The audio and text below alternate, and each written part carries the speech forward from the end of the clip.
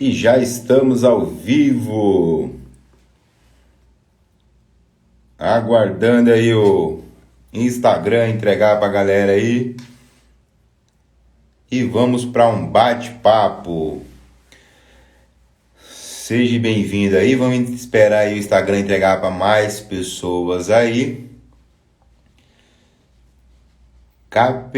Capilar, seja bem-vindo aí. A foto é pequena, eu sou meio cego, não dá para saber se eu conheço ou não. Seja muito bem-vindo aí. Marcelo Alves, seja bem-vindo, Marcelão aí. Marcelo, qual que é a ideia aqui? E o Caper aí também, né? Capilar, qual que é a ideia aqui? A gente abre o espaço aqui para um bate-papo ao vivo aqui, né? Sou analista corporal e comportamental, dentre outras formações, mas é a que eu gosto mais de usar, é menos conhecido, mas eu me conheço melhor assim. Mário viu seu vídeo de ontem, parabéns, obrigado. Marcelo, é isso, rei. Ainda estamos um tanto quanto abalados. E se você quiser, Marcelo, também entrar ao vivo aí para trocar uma ideia aí também, estaremos. Show de bola, KP, seja muito bem-vindo mesmo aí, rei. E hoje nós vamos falar um pouco sobre a vida adulta, né? A vida que importa, a vida enquanto adulto, as escolhas conscientes e inconscientes que fazemos ou como tentemos a pensar, sentir e agir, né? Sucesso, rei. Brigadão aí pela participação. Essa live fica salva no Facebook e no Instagram e no YouTube, tá? Tudo é a vida adulta. A vida adulta no Facebook é com esse logo amarelo. A vida adulta no YouTube também é com esse logo amarelo aí. E vamos seguindo aí com esse logo aí de consciência, né, no qual tem uma representatividade da conexão dos traços de caráter do sistema nervoso, né? Marcelo, né, eu diria, rei, que foi mais que obrigação minha, sabe? A gente tem muita consideração e respeito por vocês e eu acho que isso ficou bem claro ali quando eu disse no vídeo passado, né, que eu sou de poucos contatos, de poucos amigos. Eu não frequento a casa de ninguém, eu não visito ninguém. Então, as pouquíssimas, não dá que eu visito, é porque eu realmente tenho uma admiração e respeito muito grande. E dentre eles, esses que não cabem numa mão, tá vocês, né? E do que se trata aqui, né, Marcelo? Você que está aí a primeira vez aí. Nós vamos falando sempre aqui das formas que nós fomos construídos, né? E aí eu trato principalmente da questão do sistema nervoso, né? Construção do sistema nervoso com as percepções e a interação com o sistema límbico, né? Está lá dentro do nosso cérebro, próximo do tronco cefálico ali, logo à frente do cerebelo aí, como que ele interage e faz com que nós venhamos fazer as nossas escolhas. E aproveitando a oportunidade, como que nós escolhemos, né? Primeiro, nós somos inseridos dentro de um ambiente e esse ambiente nos dá as percepções sobre o mundo, sobre como nós vamos pensar, sentir e agir. Então, cada um dos traços de caráter ele tem uma forma de interação com o mundo. Então, o primeiro é mais lógico, mais racional, vive no mundo da caverna, dentro da cabeça. O segundo é mais de comunicação, de interação, de falar. O terceiro é de negociar, de articular, mas não é muito de fazer, é mais de mandar. O quarto é extremamente executor, também gosta do mundo dentro da caverna, mas diferente do primeiro que é para organizar e criar, esse daqui é para se proteger. E o último é competitivo de fato, né? Mas vive sempre uma triangulação em tudo. E esses são os traços de caráter. Então eu estou falando sobre o esquizoide, sobre o oral, sobre o psicopata, o masoquista e o rígido. E esses nomes, por mais que possam ser estranhos, não se trata de um transtorno de personalidade, sim da forma com qual Freud o chamou e deu os nomes, porque ele acreditava que era problema. E aí eu trago isso para a vida de hoje. Quando Freud ele percebia uma criança que não gostava de interação, e ele estava estudando e criando, descobrindo os traços de caráter, ele falava, essa criança precisa estar no meio de pessoas, ela precisa ter interação, ela precisa de contato humano. E ele pegava outra criança que tinha oralidade, e a criança gostava de estar no meio de todo mundo, de falar com todo mundo, de abraçar todo mundo, de sentar no colo de todo mundo e falar, ó, essa criança precisa ficar reclusa, ela não pode ficar no meio de todo mundo. E aí ele foi assim com os outros traços. Essa criança é muito interesseira, que é o traço psicopata, é muito interesseira. Ela tudo quer ganhar alguma coisa, ela sempre quer algo em troca. Então, ó, não faz as vontades dela. Então ele foi descobrindo os traços de caráter. Esse daqui é lerdinho, ele é lesado, né? Ele é retardado. Então tem que botar ele para fazer atividade, para ele correr. Por quê? Porque senão ele vai ficar uma criança retardada, ele é muito lerdo. Aí tem esse aqui que é muito competitivo, é muito agitado, amarra essa criança aí. Essa foi a primeira percepção do Freud sobre os traços de caráter. Depois veio um cara chamado Reich, Wilhelm Reich, que ele entendeu os traços de caráter e falou, ó, Freud, não é assim não. O que você está acreditando que é um problema dessas crianças ou dos traços de caráter, na verdade é exatamente quem eles são e é exatamente a forma dele funcionar. Esse daqui não gosta de contato físico, por quê? Porque o mundo dentro da cabeça dele é mais interessante.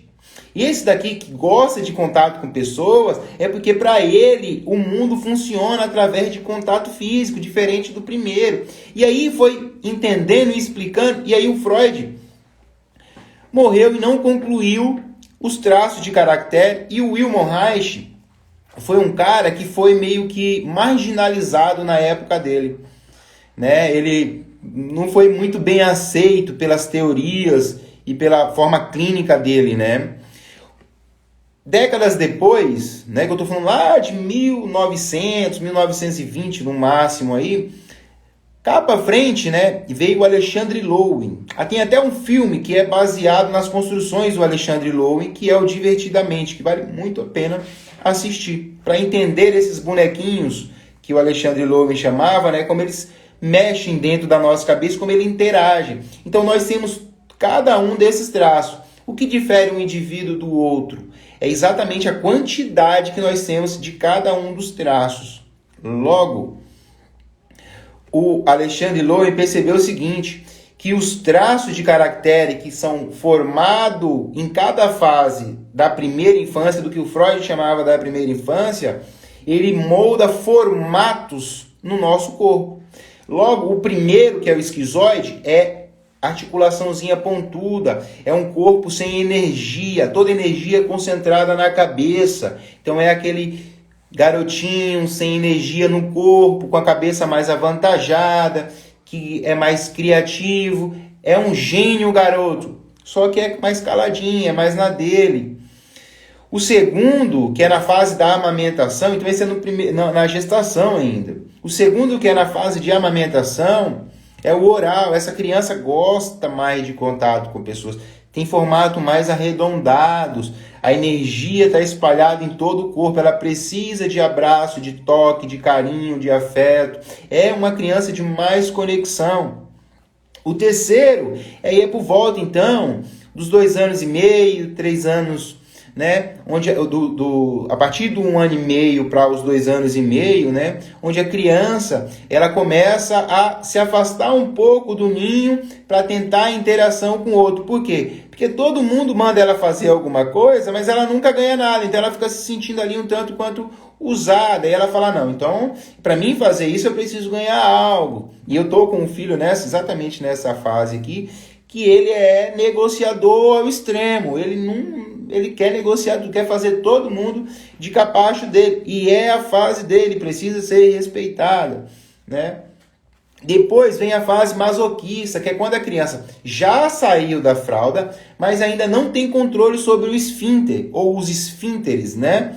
E essa criança, por alguma situação, ela acaba fazendo uma necessidade fisiológica na roupa e ela se sente humilhada, porque outras pessoas vivem. Então, como ela não tem controle, não sabe como que vai, quando essa vontade vai chegar, porque ela não sabe exatamente como isso funciona, ainda é uma criança, então está lá para os 3 anos e meio, 4 anos, né? Ela faz o quê? Ela se tranca. Então é uma fase que a criança, aí por volta dos 3 anos e meio, 4 anos, vocês vão ver que as crianças são mais lerdinhas. Elas são agitadas até uns 3 anos e meio e depois elas começam a ficar mais lerdinhas. E depois vão ficar espoleta de novo, né? E é uma fase onde ela dá uma engordadinha, né? Por quê? Porque ela é mais lenta, porque ela não tem controle sobre o esfíncter.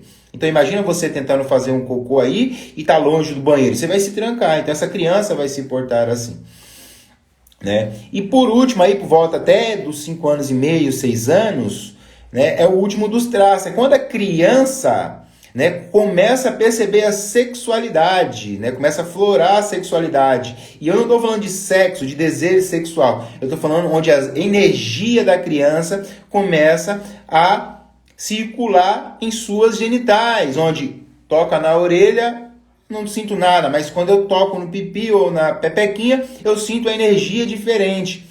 Logo, essa criança percebe o mundo em pares. Espera aí. Papai, mamãe, vovô, vovó, titio, titia, mas eu tô aqui sozinho. Então, o menininho escolhe a mãe e a menininha escolhe o pai para ser o seu pai. Só que quando vai dormir, essa criança se sente trocada. Por quê? Porque a mãe vai dormir com o pai, independente se é um menino ou uma menina, e essa criança se sente, então, trocada. E essas são as dores existenciais que nós, enquanto indivíduos, temos. O que difere um do outro é a intensidade com que nós vivenciamos cada momento dessa fase na infância. Show? Então, uma criança que a mãe sofreu algum trauma na gestação, ela tende a ter uma criança mais magrelinha, mais cabeçudinha, com mais energia na cabeça. Uma criança que sofreu um trauma maior no período de amamentação tende a ser mais fofinha, mais gordinha. Uma criança... Então, em cada fase, dependendo da intensidade do trauma ou da percepção, que existe algo que é o que aconteceu e o que a criança percebeu, tá? E o que a criança percebeu vai ser moldado no formato do corpo dela. Ela vai perceber o mundo a partir dali, vai interagir com o mundo, sentir, pensar, sentir e agir a partir das percepções que ela teve. Então, quando o Freud, ele não sabia como funcionava e ele estava descobrindo tudo isso, testando tudo isso, ele fazia o que muito de nós, enquanto pais, fazemos com os nossos filhos, que é colocar os nossos filhos para agir de acordo com a forma com qual nós pensamos. Então, se eu tive uma criação rígida, áspera, eu tendo a agir de uma forma ríspida e áspera. E aí, nós viemos com um manual de funcionamento, viemos programado para funcionar de uma forma. Só que nada desse conhecimento era explorado, os livros são muito difíceis o entendimento, né? E as pessoas também mais antigas eram mais resistentes ao conhecimento, né? E esse conhecimento chegou para o mundo agora de uma forma mais simples, mais abrangente, mais clara, com uma comunicação mais fácil. A partir de então, essa criança, né, que já passou a primeira infância, né, que é até por volta dos 7 anos, respeitando o Freud e os nomes que ele deu por traço de caractere, ela vai percebendo o mundo da forma com qual ela sente. Mas enquanto adultos, nós, pais, tendemos a reprimir essa criança de ser quem ela é, de existir da forma com qual ela foi programada para existir. Reprimir a forma com qual ela foi programada para pensar, sentir e agir. Logo, nós vamos nos tornando adultos, entendendo ou acreditando que a nossa forma de funcionar é exatamente aquela que nós aprendemos com nossos pais. E isso não estou falando sobre educação. Tem famílias que vão educar uma criança através, o estímulo em cima de estudo, outros através de atividade física, outro através de esporte, e está tudo bem. O que eu estou falando é perceber o indivíduo como individual. E aí quando você consegue entender como que as pessoas funcionam, como elas pensam, sentem e agem, você começa a respeitá-la. E aí acontece algo mágico, que é a pessoa se sentir vista. Agora imagina uma criança que nunca foi permitido para ela ser quem ela foi programada para ser. Uma criança que não foi permitido a ela existir da forma com qual ela foi programada para existir, para sentir, para pensar. Ela vai para a vida com toda a bagagem de construção que ela trouxe lá de trás. Só que existe uma programação que é para que ela pensa, sinta e haja daquela forma.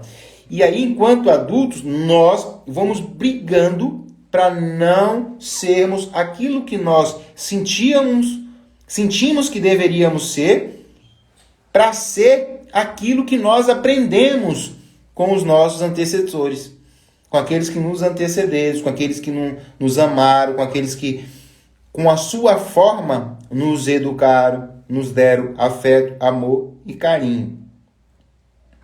Tá fazendo sentido? Responde aí se está fazendo sentido.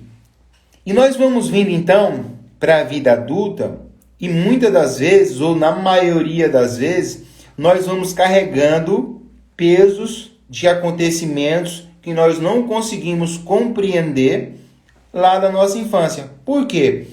Na primeira infância, vou chamar de o cara, que organiza as nossas ideias, ele não estava pronto.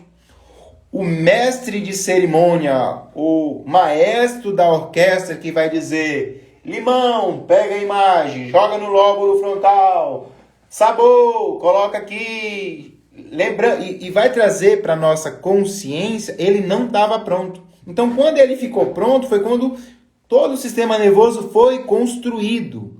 E o sistema nervoso foi construído através de caminhos neurais com qual a criança percebeu.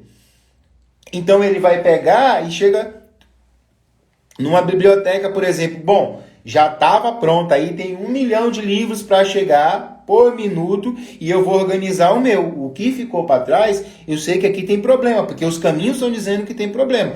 Mas se ela aprendeu assim, o que eu vou fazer? Mandar as respostas para esses caminhos.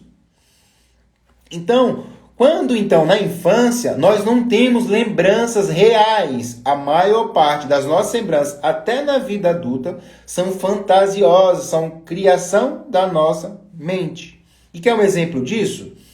Casais quando brigam. Casais quando brigam. Você pega o homem e vai entender o que ele percebeu. E aí você vem depois com a esposa e vem escutar o que ela também percebeu, vem entender o que ela percebeu. Quando você junta as duas coisas, parece que elas estão falando de pessoas de relacionamento diferente. Esse cara aqui não é casado com essa mulher, porque ele vem com uma história e essa moça veio com outra. Por quê? Porque é a forma de perceber. E a forma de perceber é individual e parte lá da nossa infância. Nós percebemos a partir dali. Dependendo do que aconteceu, dos traumas que aconteceram lá atrás, a nossa mente cria uma forma de buscar de novo essa sensação, mesmo que seja ruim. Essa conexão. Sentir de novo aquilo. Então, por isso que a gente, em dados momentos da nossa vida, nós sentimos algo que foi tão ruim que me lembrou lá da minha infância. Mas eu não sei exatamente o que aconteceu na infância. Mas me lembra de lá. E aí sempre antecede alguma coisa que é muito bacana ou que é muito maior. Quando tem algo muito bacana para acontecer, perceba que você vai sentir algo que te remete até lá. Ou seja, é a sua mente te protegendo para você não viver uma nova dor. Só que acontece algo louco nesse meio do caminho. Por quê? A única forma de você adquirir recursos é vivenciando novas dores. Não existe uma forma de adquirir novos recursos sem vivenciar uma nova dor. E a nossa mente ela fica nos protegendo para não vivenciar dores novas. Logo, a gente não consegue evoluir enquanto adultos. E a gente tende a ficar escolhendo sempre o que aconteceu lá atrás. Por quê? Porque algo aconteceu e essa sensação ou essa percepção foi tão forte que nós tentamos de forma inconsciente tentar ir lá e resolver, porque eu já não consigo mais lidar aqui, enquanto na vida adulta, com essa sensação que eu vivenciei lá atrás. Mas isso é muito mágico, por quê? Porque isso não é consciente. Consciente e inconsciente. É muito maior o nosso inconsciente. E as nossas memórias ficam entre consciente, subconsciente e inconsciente. E nós não controlamos isso. E vamos vivendo a vida sem a compreensão de nada disso.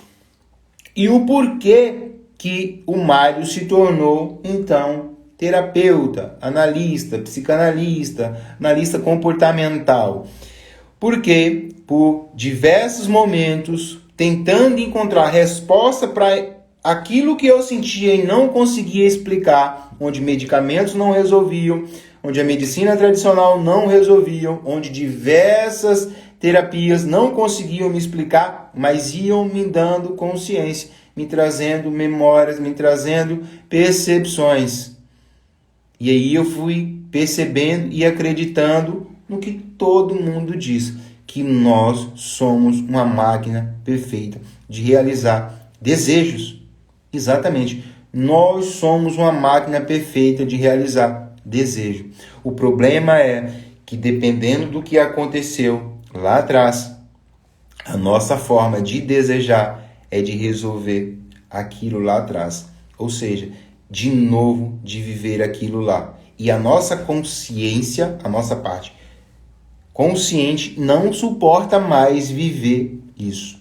E aí, muitas das vezes, explica-se as doenças, explica-se os acidentes. Por que que alguém andou 40, 400 quilômetros e veio na minha cidade e bateu no meu carro? Existe uma explicação do porquê disso. Como isso acontece, eu não sei. Mas o porquê que isso acontece, eu consigo te explicar.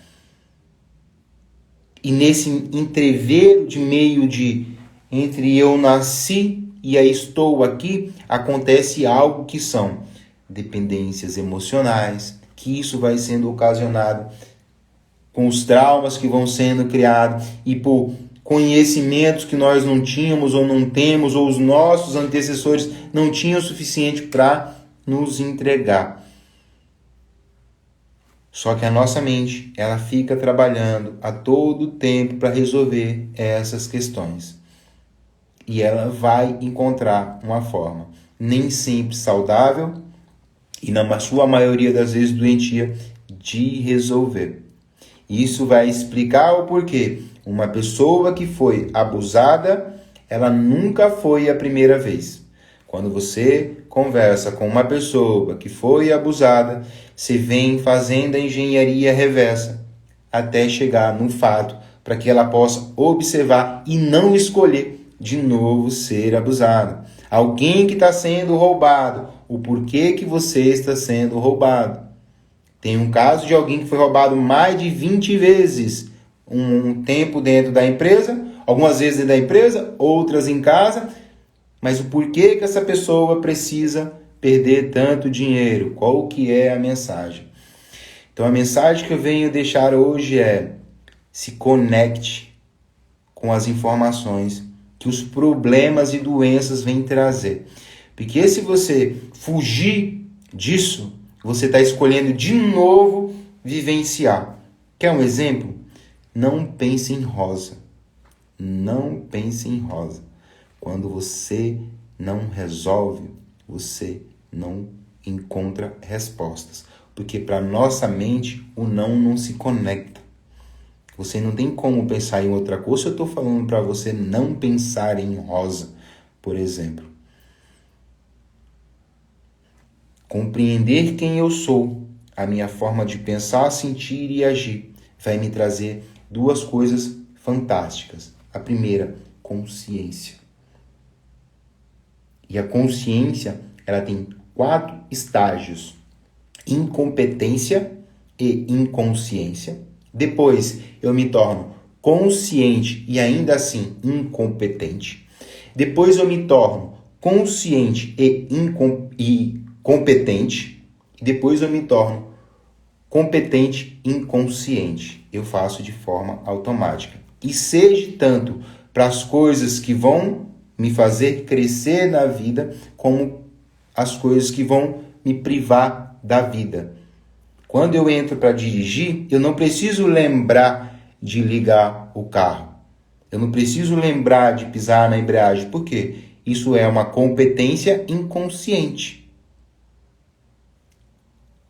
Mas quando eu vou ingerir algo que vai, de certa forma, danificar o meu organismo, como o cigarro, como a bebida, como qualquer outra coisa, eu também tenho a competência de forma inconsciente. A grande maestria é ter consciência, porque você vai adquirindo consciência e vai adquirindo competência. Adquirindo consciência, adquirindo competência para lidar com aquilo que você não consegue lidar.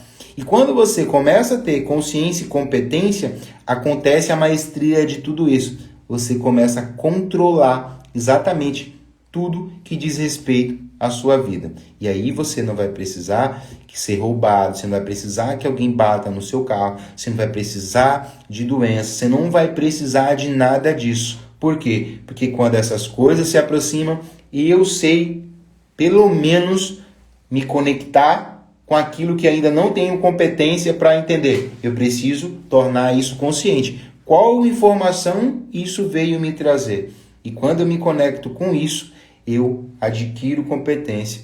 E aí, então, eu começo a ter controle. Observa que loucura.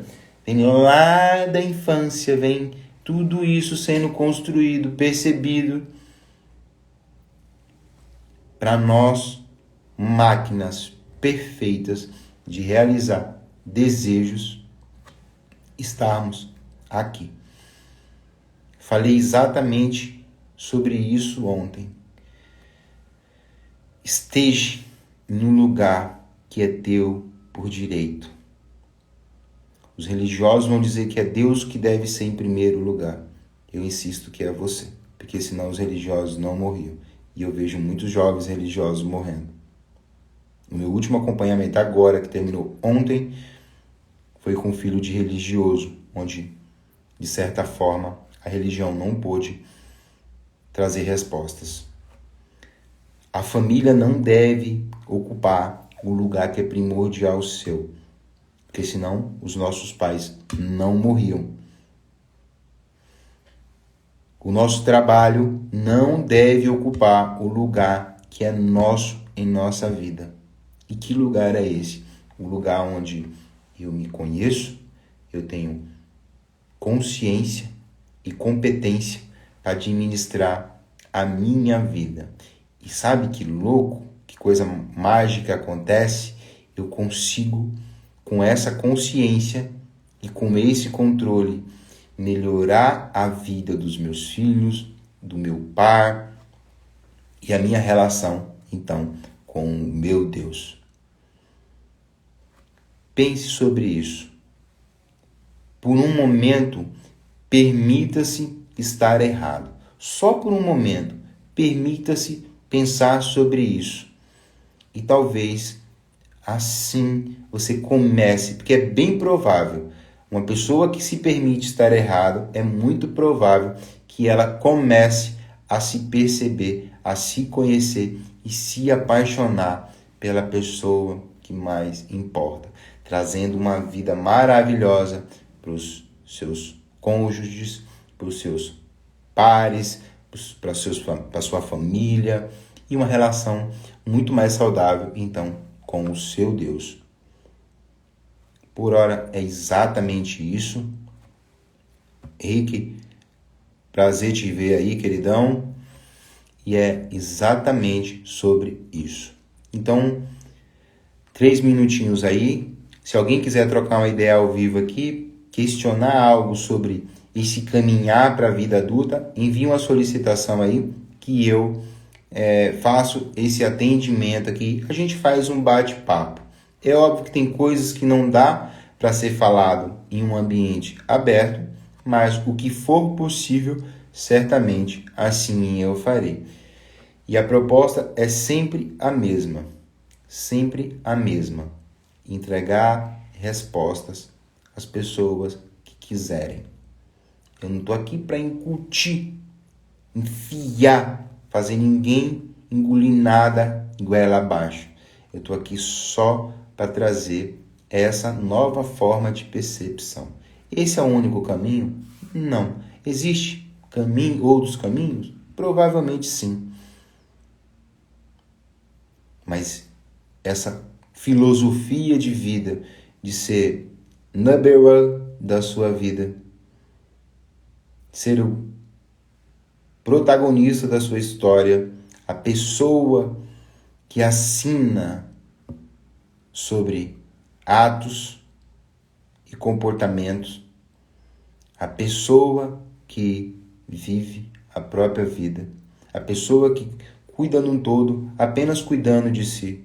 Essa nova percepção, essa nova filosofia de vida é o que eu tenho trazido para dentro do meu lar há um bom tempo e tenho entregado a pessoas, clientes e profissionais para que consigam seguir para a vida e entregar respostas a outras pessoas. 1 minutinho, só agradecendo. Muito obrigado de verdade. Hoje é dia 10 e meu WhatsApp está bloqueado. 10 de de novembro, meu WhatsApp está bloqueado. Não sei se vai voltar, mas se não voltar, eu vou ter que procurar outro número e link na bio. Por hora, o meu Instagram é a ferramenta de comunicação mais fácil de contato. Muito obrigado, uma ótima noite e até amanhã.